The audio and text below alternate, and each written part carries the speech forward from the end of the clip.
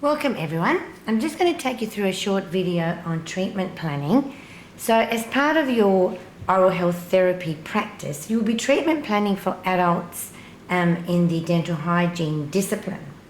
The dental hygiene discipline is more than just perio, but we'll have a look as we progress through this video what I mean by that. So hopefully by the end of this video, you will be able to devise an individualized treatment plan for each patient that you encounter and understand the need to provide individual appointment planning for each patient's different needs. You will be able to link your evidence-based diagnosis to a treatment plan that addresses the condition of the patient. Then you always must remember how to integrate the dental hygiene treatment plan with the overall dental treatment plan, which requires the collaboration with the dentist and understanding the holistic treatment needs of that patient. And then by the end of it all, you will be able to write up 2 brand new treatment plans for 2 case studies that I have uploaded on my uni.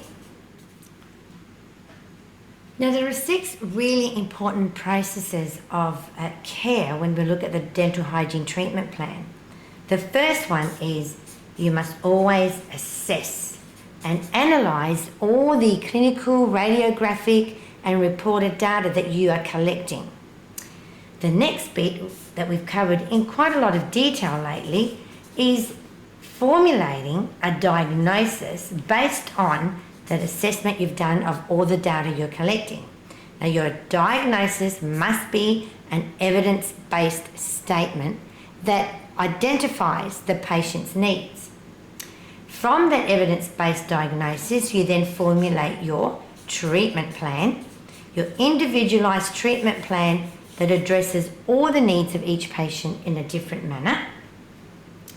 You then must obtain consent from the patient, and when we mean consent, we mean informed consent, so that the patient has been informed of the type of condition they have, the type of treatment that they'll be expected to have, their patient education, oral hygiene needs, how many appointments and any costs that are involved. And this has to be clearly explained to the patient in order for them to be able to give you their informed consent. They need all that information to give you their informed consent. The next process is the implementation of that treatment plan, which is a critical part of any course of care. When you're implementing your treatment plan, you need to be flexible, because although you have a guiding, roadmap to the patient's treatment outline, you must always remember that it should be a dynamic and a flexible one, because things change, things happen that you might not have expected, and at that point you need to think of, you might need to readjust or rechange that initial approach. Once you've implemented your treatment plan, you then must evaluate, which is an important step in any treatment plan, and must be carried out not only at the end of a course of care, but throughout your whole implementation stage. You need to check and evaluate, are you being effective as an operator? Is the patient being effective with their home care? You also need to evaluate how the tissues are responding to the treatment. So you can see evaluation really occurs all through that whole process of treatment planning, through that whole implementation stage, as well as making that final evaluation at the end.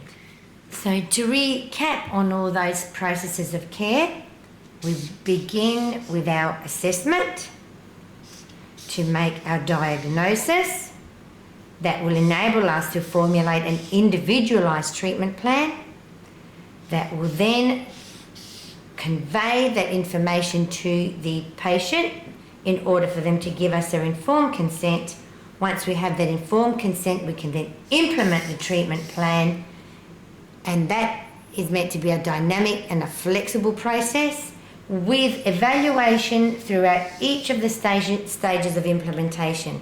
So basically every appointment you evaluate, and that evaluation stays with you right until the end of that course of care.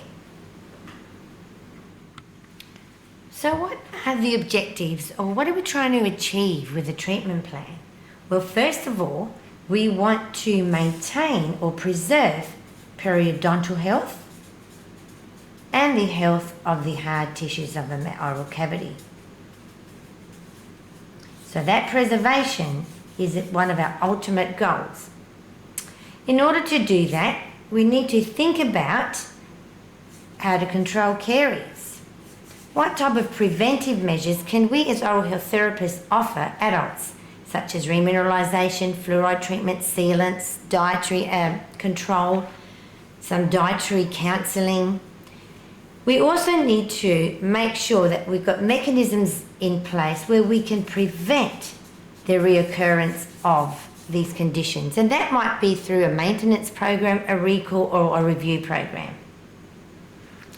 We need to also remember to implement relative interventions, and these might include smoking cessation or risk factors control.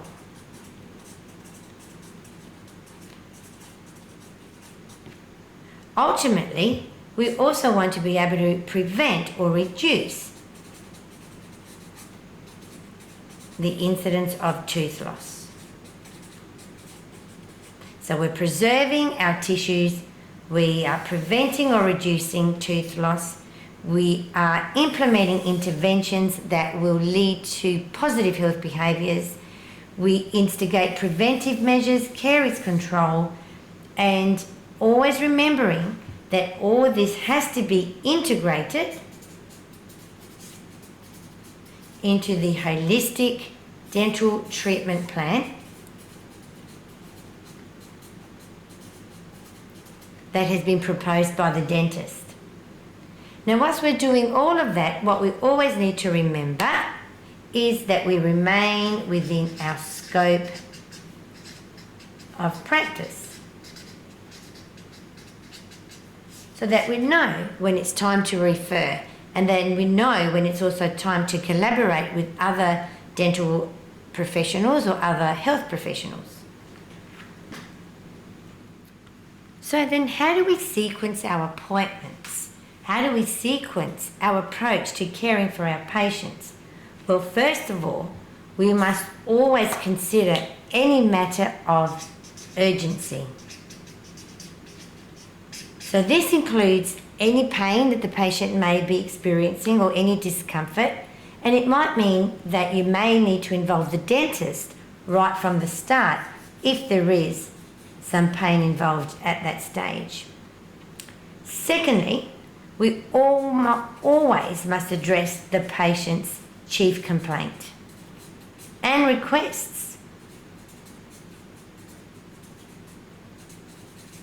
Now, what we mean by that is that sometimes the patient might come in with a complaint that you might make an assessment and pick up that it's not possibly the most pressing issue that they have. But in order to get that patient engaged in the treatment, you will need to make sure that you address that in a timely manner. We then need to think about the severity and the extent of the disease.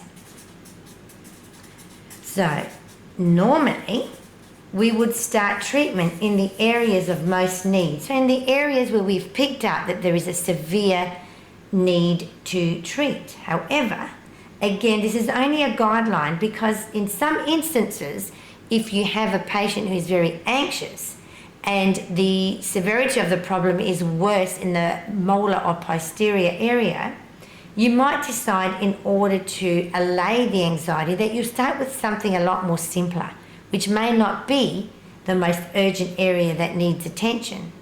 So you need to be able to work that or use your professional judgment to work out whether you start your first appointment where there's the most need as far as the severity and extent of the condition, or do you start to address the patient's chief complaint or the most simplest form of treatment approach in order to engage that patient.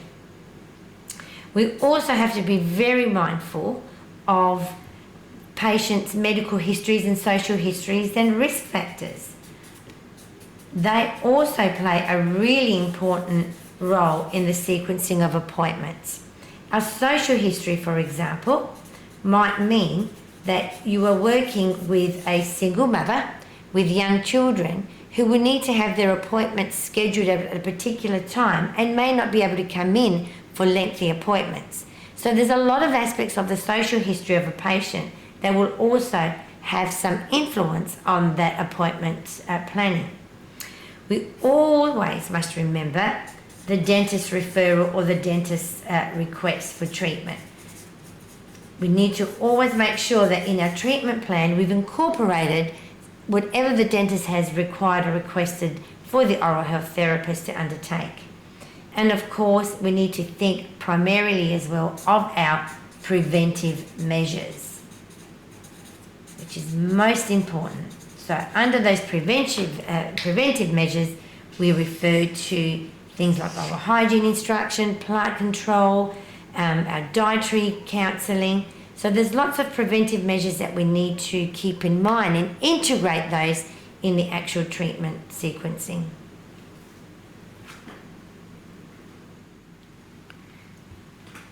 So your treatment plan has to identify the number of appointments needed to undertake the treatment requirements of that patient.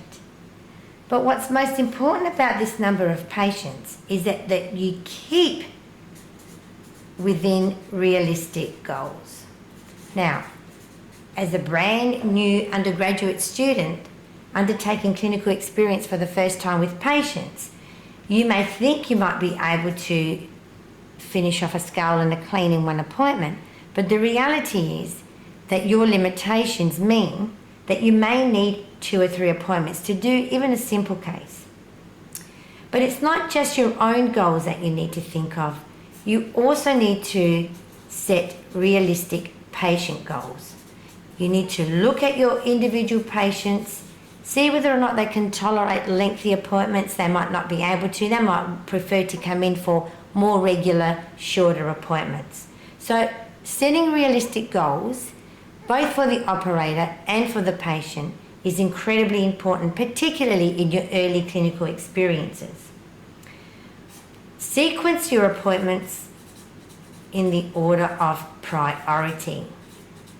And we talked about that in the previous slide, where we said usually it's the area where we've got the worst or the more severe problem that we start treatment on. However, that is only just a guideline, and it may vary depending on a patient's request, or depending on patient's level of anxiety, or even depending on what you're able to do. You might be running late, so you can't do a very lengthy posterior scale. You may choose to do something in the anterior region. We also need to allow flexibility. And that example that I just talked about before, where if you're running late for a particular appointment, you may need to be a little bit flexible to be able to change that initial appointment planning to cater for needs that arise as the treatment is implemented. It might also mean that once you've implemented your treatment plan, patient might not be responding as well as what you would like them to be responding to the treatment. So it may mean that you may need to redo or retreat a particular area, which would then mean that you need to make adjustments to that treatment plan. So it's important that your treatment plan remains flexible and dynamic. And of course, the informed consent comes back again. And this is where the patient must know exactly how many appointments, what type of treatment that you'll be undertaking for them, and why you've chosen that treatment. How does that treatment address the diagnosis that you made in a previous appointment? Now, Esther Wilkins has written many handbooks, or almanacs as we refer to them, of dental hygiene practice. And she has actually described informed consent as a patient's voluntary agreement to a treatment plan after details of the proposed treatment has been presented and comprehended by the patient. So you need to present the information about your treatment plan in a way that the patient understands. And then you also have to work out ways in which you can elicit whether or not the patient has understood your treatment plan. Now, always remember, any approach to treatment in any patient-centered care approach means that the patient is a collaborator on any decision that's made. In other words, it is a shared decision-making process.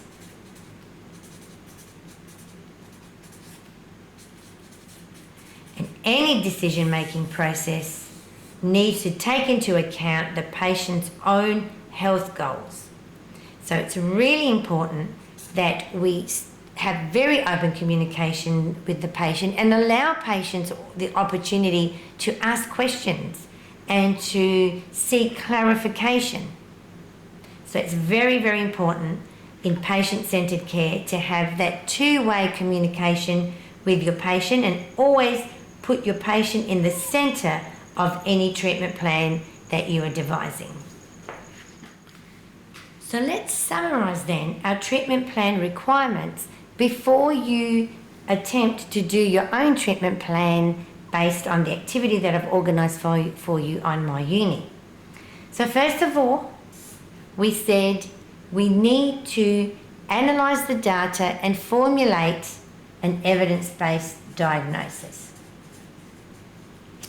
From the diagnosis, you then prepare your flexible and dynamic treatment plan. The treatment plan has to address the patient's needs, chief complaints, and their own goals for their own health and well-being. We then have to think of the sequencing of the appointments. Do we start with the areas of greatest severity, or is there another pressing need that might require us to start in a simpler area? Regardless, we need to have good justification whichever approach we take. Once we've thought about our sequencing of the appointments, we then need to be specific of the treatment requirements. And when we mean specific, I also mean being area specific, so that each appointment plan or each appointment, you know which area you'll be scaling or which area you'll be applying fluoride on. And you also have to be really specific about your preventive needs.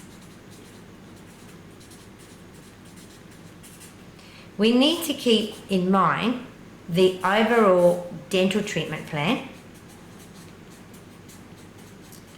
so that our dental hygiene treatment plan fits in and integrates with the overall holistic needs of the patient. We also then need to remember our implementation and ongoing evaluation of our treatment plan. Remember that treatment plan has to be dynamic and flexible to address any need that actually arises throughout the whole process. Once we actually get onto that implementation and evaluation, we must always remember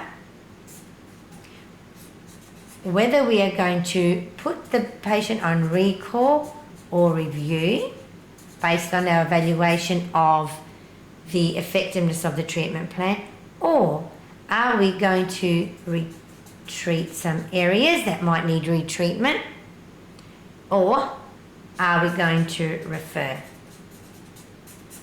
And all of this has to happen within our scope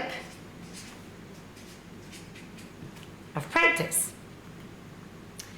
So I think now you're ready to undertake the first activity on My Uni. You will find it embedded in the PowerPoint that I've uploaded under the treatment planning folder. There will be 2 case studies that we would like you to attempt at doing both a diagnosis and a treatment plan. Remembering that we want your treatment plan to be specific, well sequenced with as much detail as possible. Thank you.